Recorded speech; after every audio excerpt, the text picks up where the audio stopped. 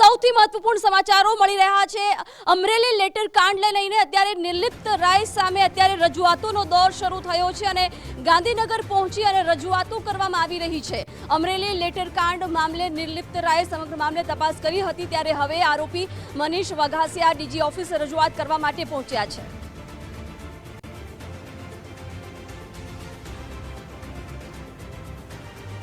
तो सरघस मुद्दे કેટલાક પુરાવાઓ નિર્લિપ્ત રાયને સોંપવા માટે આરોપી પહોંચ્યા છે। તેમણે કહ્યું કે અમે સમગ્ર પુરાવા સાથે રજૂઆત કરવા માટે પહોંચ્યા છીએ। સરઘસ વખતે કેટલા પોલીસ કર્મીઓ હાજર હતા તે પણ પુરાવા તરીકે આપવામાં આવશે।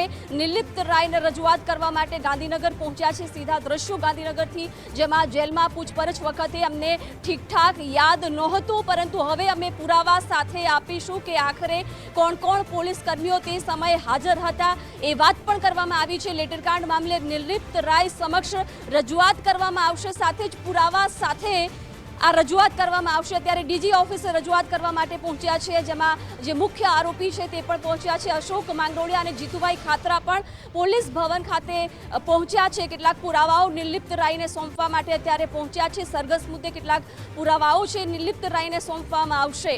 મહત્વનું છે કે અમરેલી લેટર કાંડનો મામલો છે, પાછલા ઘણા દિવસોથી ચર્ચામાં છે। નિર્લિપ્ત રાયે આ મામલે તપાસ કરવા માટે અમરેલી પણ પહોંચ્યા હતા, ત્યારે રાજકીય નેતાઓ કોણ કોણ હતા એ મામલે પણ હવે પુરાવા આપવામાં આવશે। ખાસ એવું કહેવામાં આવી રહ્યું છે કે અમે પુરાવા સાથે રજૂઆત કરીશું, એટલે કે આ લેટર કાંડનો મામલો છે હજુ પણ ક્યાંક ને ક્યાંક આગળ વધી રહ્યો છે અને ડીજી ઓફિસે રજૂઆત કરવા માટે આરોપી મનીષ વઘાસિયા પહોંચ્યા છે।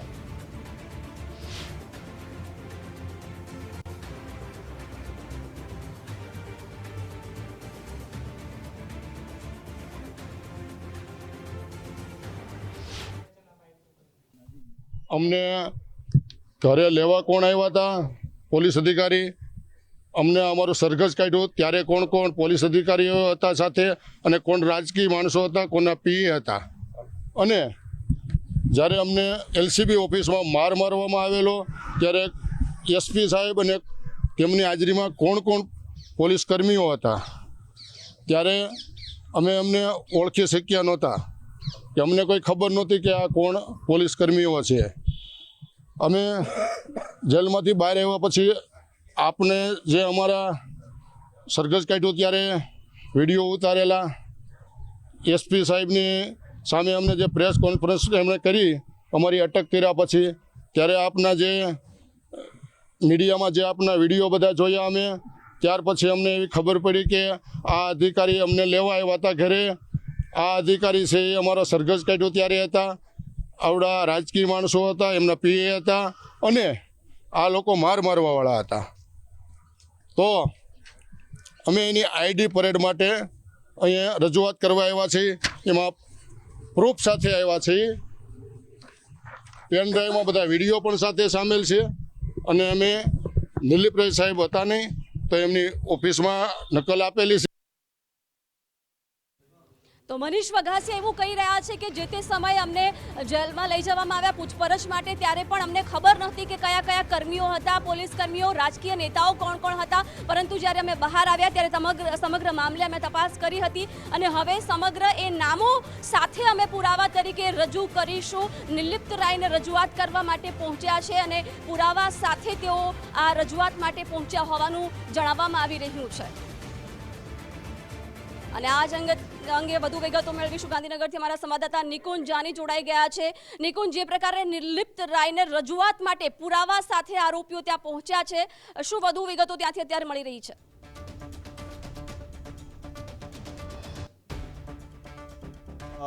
મનીષ વઘાસિયા અને અન્ય જે આ સમગ્ર લેટર કાંડની અંદર જે આરોપીઓ હતા તે આજે પોલીસ ભવન પહોંચ્યા છે, અને તેમનું એ કહેવું છે કે જ્યારે તેઓ જેલમાં હતા, જ્યારે નિર્લિપ્ત રાય તપાસ કરવા માટે આવ્યા, જે સરઘસ કાંડની સમગ્ર તપાસ તેમને સોંપી છે, ત્યારે કેટલાક પુરાવાઓ તેઓ તેમને નથી આપી શક્યા કે સરઘસની અંદર કોણ હાજર હતું, આ ઉપરાંત તેમની ધરપકડ વખતે કોણ પોલીસ કર્મચારી તેમની ધરપકડ કરવા આવ્યું હતું, તે તમામ પુરાવા સાથે આજે તેઓ પોલીસ ભવન પહોંચ્યા છે। મનીષભાઈ, શું એવું બાકી રહી ગયું તપાસની અંદર કે આજે પોલીસ ભવન આવીને આ રેકોર્ડ જે છે તે આપવાની ફરજ પડી, અને આ તપાસ જે છે તેની અંદર આપ હવે શું કહી રહ્યા? જ્યારે નિર્લિપ્ત રાય સાહેબ અમારું જેલમાં હતા ત્યારે નિવેદન લેવા આવેલા, ત્યારે અમે એમને નિવેદન જ્યારે લખાવતા હતા ત્યારે અમને એ નહોતી ખબર કે આ અધિકારી કોણ છે.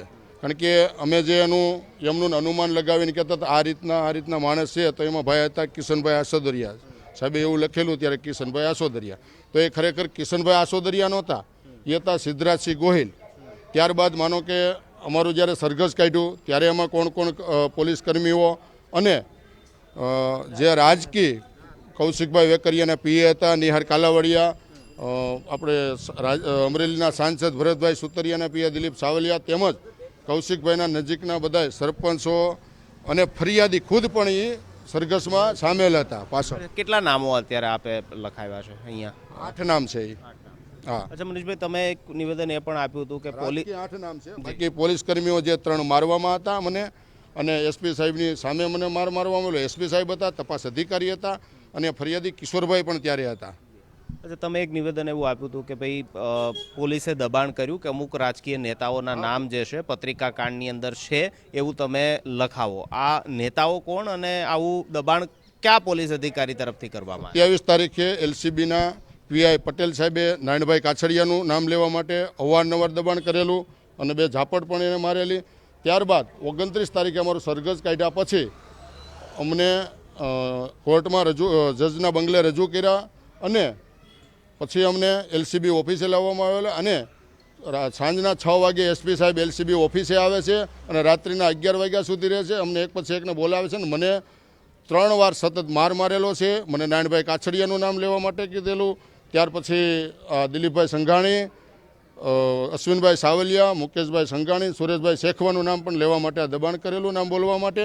અને 31 તારીખે જ્યારે મારા એકના સિંગલ રિમાન્ડ બીજી વાર મંજૂર કરેલા હતા ત્યારે મને પીઆઈ પરમાર સાહેબ જે સાયબર સેલના એમની પાસે તપાસ હતી, તો એ મને જ્યારે કોર્ટમાં રજૂ કરવા લઈ જતા હતા ત્યારે એલસીબી ઓફિસે મને પૂછ્યું કે આમાં ભાવકુભાઈ ઉંધાડ સામેલ છે. મેં કીધું ભાવકુભાઈ તો શું, એક પણ મેં કીધું નેતા કોઈ આમાં સામેલ છે નહીં. આ લેટર પેડ ઓરિજિનલ છે, કિશોરભાઈની સહી છે, સિક્કો બધું ઓરિજિનલ જ છે. અચ્છા, તમને લાગે છે કે અમરેલીની અંદર જે 2 રાજકીય ખેમાઓ છે જે સ્પષ્ટ રીતે દેખાય છે અને અત્યારે ફલીભૂત પણ થાય છે, એની અંદર આ સમગ્ર લેટર કાંડ, આ સરઘસ જે છે તે ઘૂમી રહ્યું છે અને તેની વચ્ચે તમે ફસાયા છો? અમે એમ જ કહીએ છીએ કે આ પોલીસ કર્મીની પાછળ છે કોણ એની તપાસ કરો ને બહાર લાવો. નહીં, પણ 2 જૂથ છે પાકું અમરેલીમાં. પોલીસ કર્મીની પાછળ કોણ છે એ અમે તમને કહીએ છીએ કે એની કોલ ડિટેલ કાઢો.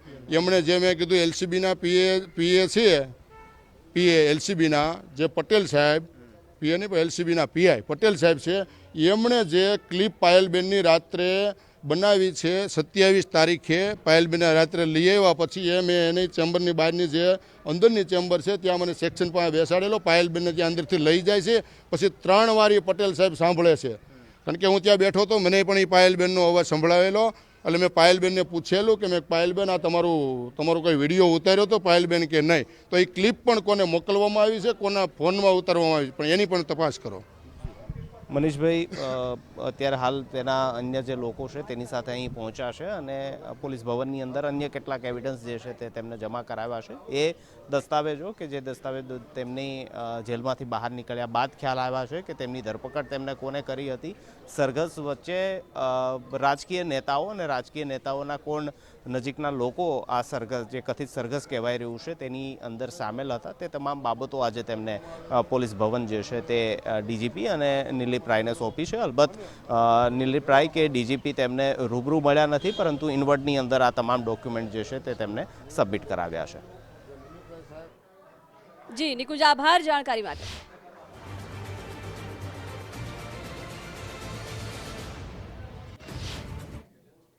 સરપંચ અને જેલમાં જાઉં એટલે મારું સરપંચ પદું નાશ થાય, મને સસ્પેન્ડ કરે, એને માટે સંપૂર્ણ મને અંદર દોરવામાં આવ્યો હતો.